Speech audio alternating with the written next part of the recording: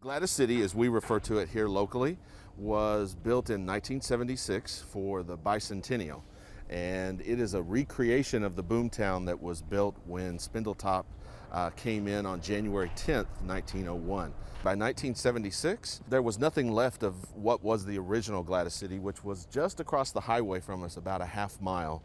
And so as a project for the bicentennial, this group of people came together to try to preserve the history and memory of Gladys City. Gladys City is named for a young lady that was in the Sunday school class of Patillo Higgins.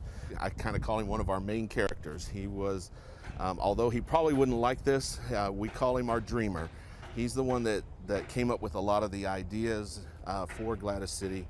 And her name was Gladys Bingham, and she was in his Sunday school class, and he was very fond of her and kind of really bestowed an honor on her by naming the city for her. When it was originally, when Patillo originally envisioned the city, it was really what he called, or what could be called, an industrial utopia. By the time Spindletop came in 1901, I like to say that there was no more time to be perfect. And his other dreams really focused on this manufacturing part. And I think that's probably what some people wouldn't realize, is even they didn't know how much oil was under the ground out there.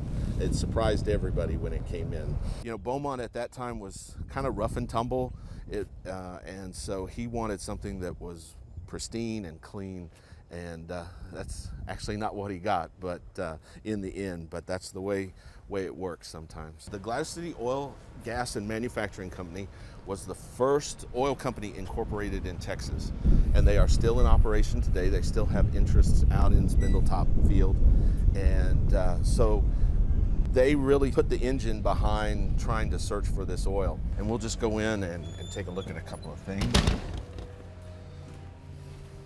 What Patillo Higgins' vision was for Gladys City. So he, with the cartographer, they platted out this city, and you can see that there was much given to Gladys City Oil, Gas, and Manufacturing Company. There were places for homes and schools, and then what he believed would be the oil fields and manufacturing areas. If you look up here at the top, you'll see this is a picture of Gladys as a child, Gladys Bingham. And then right next to it, you can see that the vision was more about manufacturing in an industrial area than it was about oil production.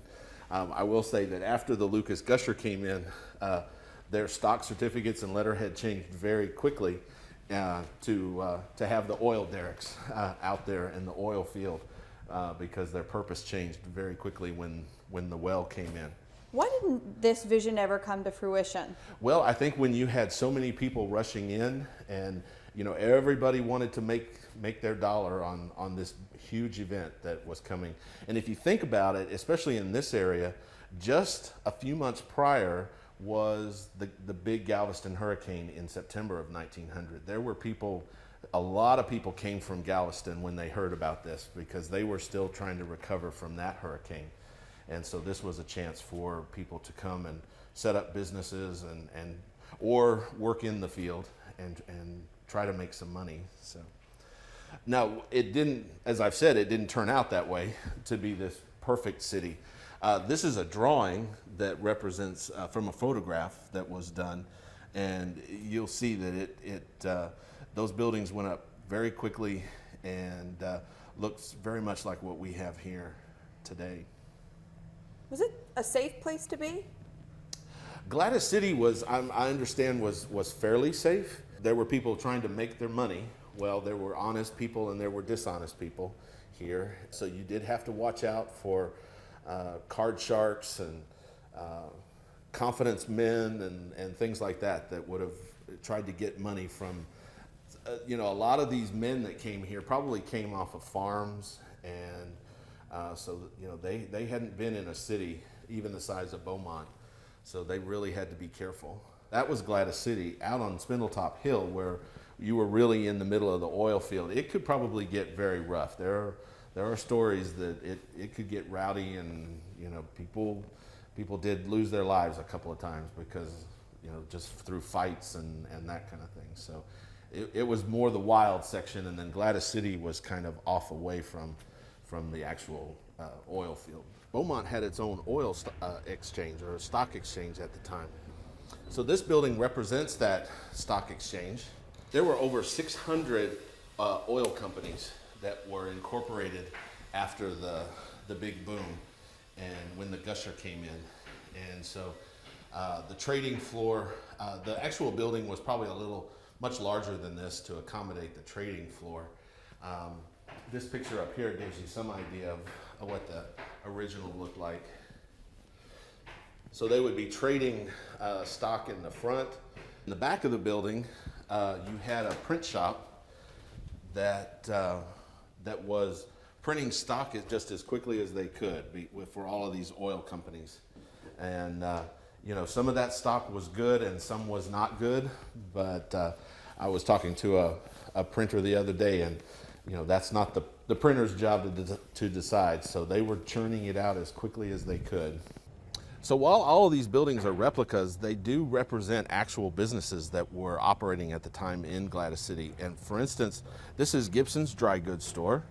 And this is where you would have come to get clothing or your sewing needs, that kind of thing. Now, many women still made their own clothes at that time. They would purchase their undergarments and that kind of thing, but you could purchase, most men at this time would come in and purchase their shirts, and you could actually buy jeans, denim jeans to wear to work. You know, the women would have probably had you know, a day dress, maybe one Sunday dress, and then same thing for men. They would have had their work clothes, and then probably one nice white starch shirt for church, and then of course they would have had to get their starched collars and to go with that shirt. Now, if you had a little more money, you would you know, have a derby hat or a top hat to wear to church or to nicer functions. I think people would be surprised about how much some of these pieces actually cost back then. For instance, you know, on a cold day in January, you would have had to have your union suit, which is like a tighter fitting pair of what we now call long johns. But for $2 or $3, men and women could get their union suits. This is a copy of the Sears and Roebuck catalog from fall of 1900, so just before the boom. So this is what people would have been ordering from, either through the dry goods store. You know, people could order just about anything from Sears and Roebuck from the dry goods, or if it was farm equipment or that, you'd probably go to the general store and then have it shipped in on the train. Everything that I've read about Patillo Higgins and what motivated him was to be somebody. I think he had a real need to find his place in history and to do big things and to do great things.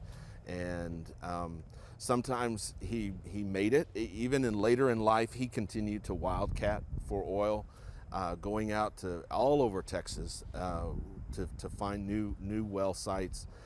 Many of them are still producing today that he found, and spent most of his life trying to convince people in different parts of Texas that for sure there was oil. So he was I would almost call it a personal crusade, to be believed, to be taken seriously about his ideas, and to be respected.